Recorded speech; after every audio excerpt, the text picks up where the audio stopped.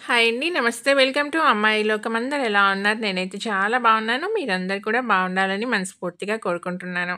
ఇవాళ మన రెసిపీ వచ్చేసి గోధుమ రవ్వ, పచ్చి కొబ్బరితో అప్పటికప్పుడు చేసుకునే ఒక మంచి బ్రేక్‌ఫాస్ట్ రెసిపీ అనమాట. ఎలా చేయాలో చూద్దాం. స్కిప్ చేయకుండా చూడండి. ఫస్ట్ మిక్సింగ్ బౌల్‌లో వచ్చి ఒక కప్పు గోధుమ రవ్వ తీసుకున్నామనమాట. దీనికి ఏ రవ్వైనా వాడుకోవచ్చండి. ముద్దగా ఉన్న రవ్వైనా కానీ, సన్నగా ఉన్న రవ్వైనా కానీ ఏదైనా వాడుకోవచ్చు.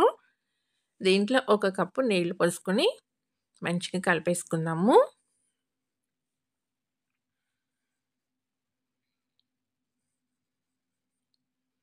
ఇలా కలుపుకున్న తర్వాత ఒక టేబుల్ స్పూన్ అటుకులు వేసుకుందామండి. ఇవి లావుగా ఉన్న అటుకులనమాట.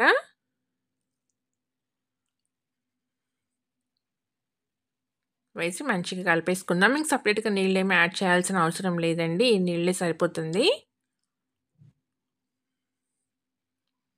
కలుపుకొని మూత పెట్టి ఒక 10 నిమిషాల పాటు పక్కన పెట్టుకుందామండి.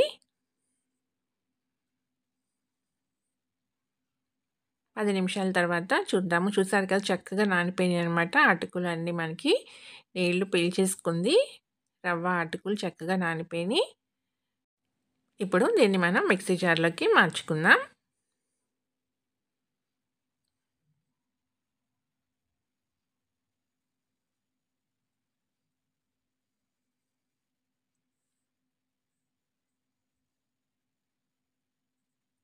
ఇప్పుడు మనం ఏ కప్పుతో అయితే రవ్వ తీసుకున్నామో అదే కప్పుతో ఒక కప్పు పచ్చి కొబ్బరి తీసుకుందామండి. సన్నగా కట్ చేసిన ముక్కలనమాట. ఒక టీ స్పూన్ జీలకర్ర.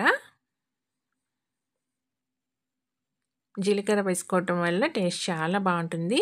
ఇప్పుడు ముందు నీళ్లు వేసుకోకుండా దీన్ని మనం కొంచెం మిక్సీ పట్టుకొచ్చుకుందామండి. చూసారు కదా ఇలా కచ్చా పచ్చాగా. తర్వాత ఒక అరకప్పు వరకైతే నీళ్లు పట్టిని నీళ్లు పోసుకొని ఇలా మెత్తగా పేస్ట్ లాగా చేసుకుందామండి. ఇప్పుడు దీన్ని మనం మిక్సింగ్ బౌల్‌లోకి మార్చుకుందాం.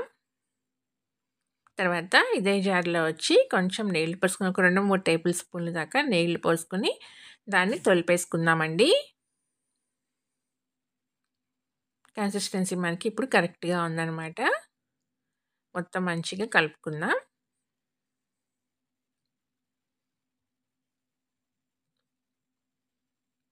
కలుపుకున్న తర్వాత రుచికి సరిపడినంత ఉప్పు,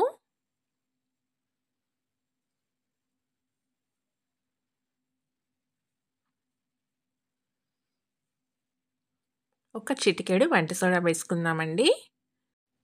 వంట సోడా వేసుకొని చక్కగా మొత్తం కలిపేసేసుకొని దీన్ని పక్కన పెట్టుకుందామండి. ఈలోగా పెనం పెట్టుకుందాము. దోస రవ్వ వేడెక్కుతూ ఉండిద్దామండి. పెనం వేడెక్కిన తర్వాత కొంచెం నూనె వేసుకుందాము. వేసి టిష్యూ పేపర్‌తో గానీ, క్లాత్‌తో గానీ దీన్ని మొత్తం ఈవెన్‌గా స్ప్రెడ్ చేసుకుందామండి.